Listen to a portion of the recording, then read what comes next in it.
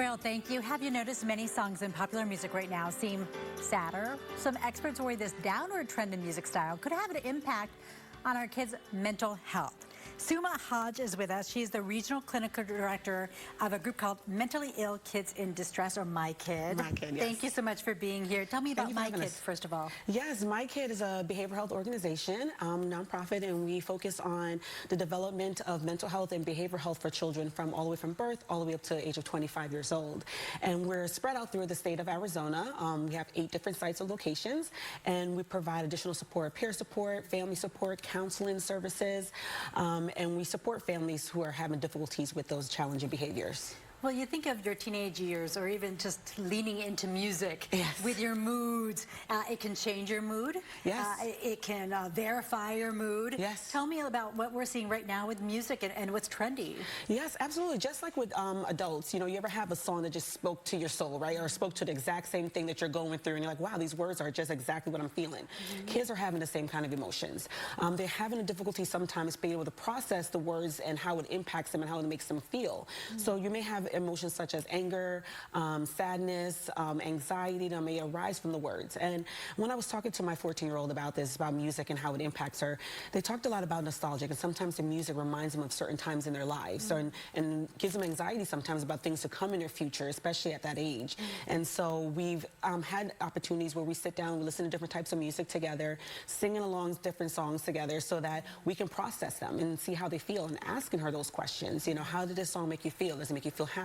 How does it feel on the inside of your body? Do you have that awareness?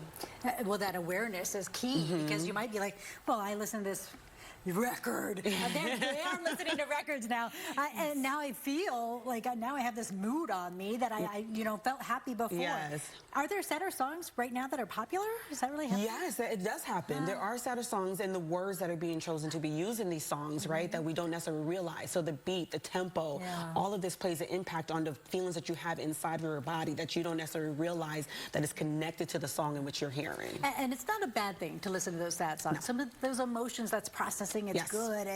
It's clean out that system there. But what about some things where we need an uplift? We need a mood lifter. Where can we turn to? How do we protect some of those songs? Yes, as parents, again, having those kind of conversation and creating playlists together is a great opportunity, right? So having those sad songs that helps us to connect with those sadder emotions, but then transcends into more upbeat, more uplifting, things that make you feel happy, that want you to get up and dance and move around. And having that kind of a space with your child and your kiddo at that time is definitely going to be an opportunity so that they can feel that there's a way to feel sad at those moments, but you can lift your spirits, and music can definitely be an opportunity. I'm seeing a living room dance party with the family. Yes, we do it in the car. Like if we're having a full karaoke moment, we're singing at the top of our lungs, and if you were to have a camera in the vehicle, you would look like we're in a music video. A car karaoke. Yes.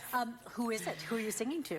Oh, we sing to all different types of music at this time. We have genres that range from we have Cardi B to Carrie Underwood. We listen to everything you can possibly imagine. So whatever things that feel in our moment and that spark in our conversation, whether we're talking about something that happened at school, we listen to music to help us to process those emotions. Wow. That's beautiful. I've always liked musicals. Yes. To just get myself going. Yes, absolutely. It's like a show tune for sure will help out. Thank you so much. It's lovely to meet you. Yes, thank you so much.